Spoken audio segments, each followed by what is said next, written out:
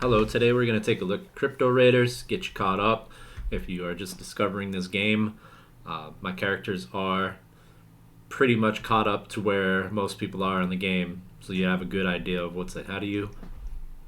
So far, I have 4 characters, starting with Old Man 9. He's Generation 1. That's the first one I bought from OpenSea on secondary market. Unfortunately, I missed out on the mint price, but he's still been well worth it. And what they do to create more raiders and later generations is they have recruitment events. Recruitment events cost a specific amount of Aurum per generation.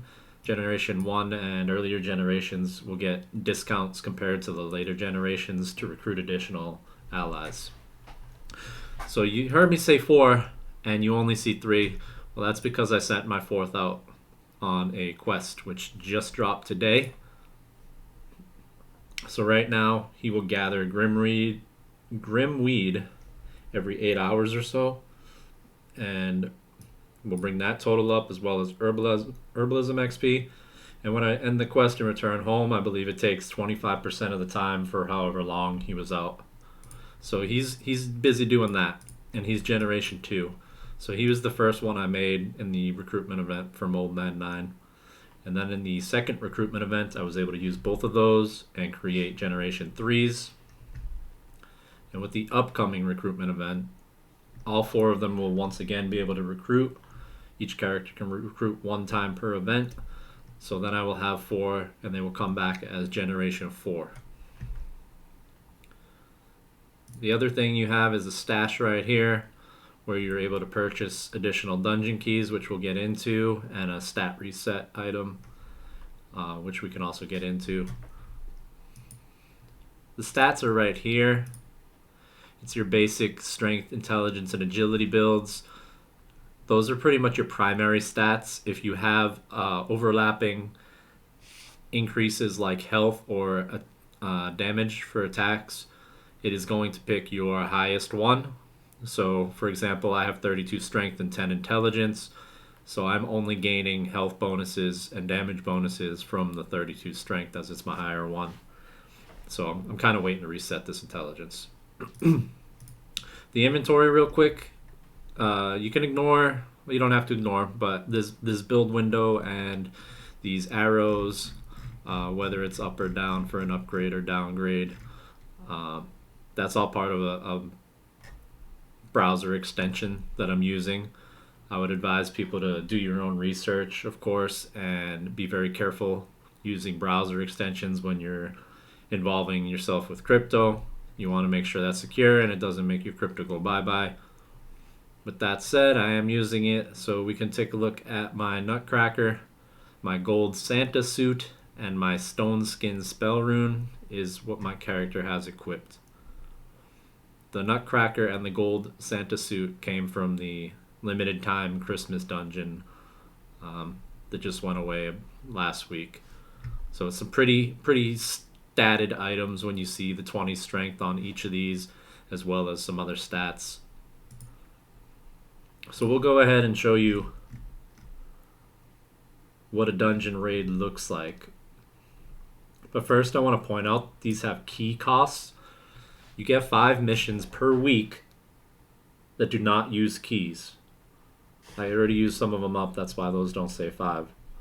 If you want to continue doing dungeons after you have used up your 5, you can use the Aurum to purchase keys. So as you see, I have 4 dungeon keys ready to go if I was out of keys or out of free missions. The simulate button is actually from that extension as well. It's helpful, but you don't need it. You absolutely don't need it. But since this guy's pretty equipped, we're going to go ahead and raid the highest currently available dungeon, the Guardian's Lair Heroic. So you'll get a little bit of lore, some quest text while you're navigating the dungeon. And this part is on autopilot up until you start battling.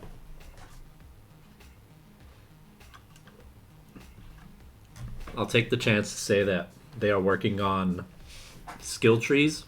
So your builds with strength, intelligence, and agility and so on will get more interesting very soon. They also have dueling tournaments, which they are handing out a lot of money in. I'm not able to do those because I'm at work, unfortunately, but it is an option for people. The reason I have Raider staked is they've done 2 airdrops so far. One being mobs, which are monsters that will eventually be in the game. And those monsters are unique because they are player-owned monsters. And if those player-owned monsters kill a raider, then there will be rewards for the player that owns the monster. I'm not sure if that's specifically for the eventual permadeath dungeons that will be available that have higher rewards, or if that's just any kill will be rewarded. Well, what you saw there, we did pretty good beating that rat without taking too much damage, so I'm going to increase my hit chance here instead of healing up a little bit. But that rat was just the first bump in the road in this dungeon as we head to the boss. Characters for the game are currently around 0.2 Ethereum. Probably spiked up a little bit due to the impending recruitment event. So I expect that to drop once characters start recruiting. The mobs, which I mentioned, are around 0.15 Ethereum. And mounts, which were just airdropped, are around 0.3 Ethereum for just the common version. There's some epic versions, I believe they were loitering around 0.9 Ethereum last I looked. So you can see in the chat my Nutcracker's doing some pretty good damage on him. Bite does pretty good damage on me back. So this guy is pretty serious. But I have faith in my equipment and I have faith in my old man. He's got a lot of experience. We're landing some nice crits and getting a lot of dodges, which is saving us a lot of HP bar. So a pretty smooth battle overall. End it with a crit. And then that's when you get the dungeon cleared screen and you found a golden pistol and earn 900 XP. You may now close the window. So we're going to go ahead and close that, and we're also going to refresh this because I want to take a look at that golden pistol. I've never seen that item drop for myself yet. So I'm not sure what it does, but I'm a little excited about it. 17 strength, 5 wisdom, 11 luck. So it's not really an upgrade for me, unfortunately. But it is an uncommon drop, which is nice to see. So that was Old Man 9's last free mission. If we were to do another mission, we have 4 keys. It would charge us whatever the key amount is. Guardian's Lair being 3. The Children's Cries being 2. But we can go ahead and hop on Matrix's Bad over here. She has 3 missions left. Pretty sure she can handle at least the Children's Heroic or Guardian's Normal. We'll do a Guardian's Normal. No, we'll do a Children's Heroic, so you can see a different raid.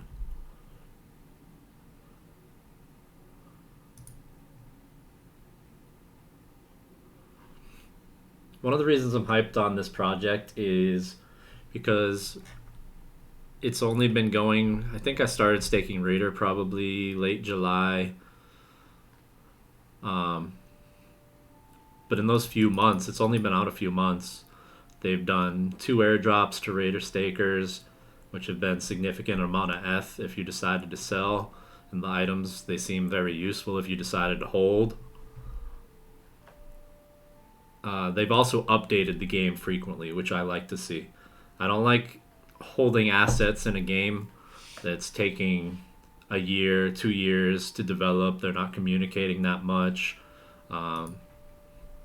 This game is not like that. They're communicating constantly, and they are kicking out the content constantly. They had a October Halloween dungeon ready to go, and then they followed up with a Christmas dungeon ready to go.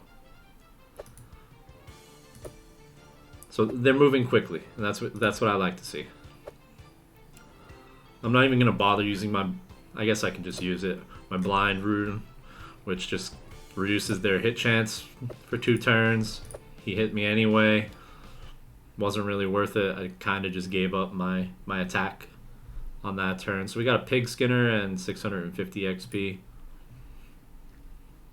If you do end up using keys to grind, I would suggest Heroic Hogger, as it only takes 1 key and it kicks out 500 XP. So if you're catching up your XP bar to the current cap, whatever it is set at, efficiency-wise, Heroic Hogger is probably the most XP per dollar spent or key spent you can come up with. And real quick, we'll just see what our Pig Skinner looked like. 2 intelligence, 7 agility, 12 charm. So again, doesn't really compete with what I'm using. The only other thing I can really add is... I don't know what else to add. I think that pretty much sums it up. The XP cap I talked about, they inform people on Discord what the cap is, and you're able to grind up to that much. So there is time to catch up if you're late to the game, as this guy's probably near it. I don't know if the cap is like 49 or 50k or something like that. But I'm unable to continue and get level 9 and 10, and then you'll never catch up, that kind of thing. So this has been Crypto Raiders. There's a lot going on. Check out their Discord. Check out the game. Think it will do well in 2022.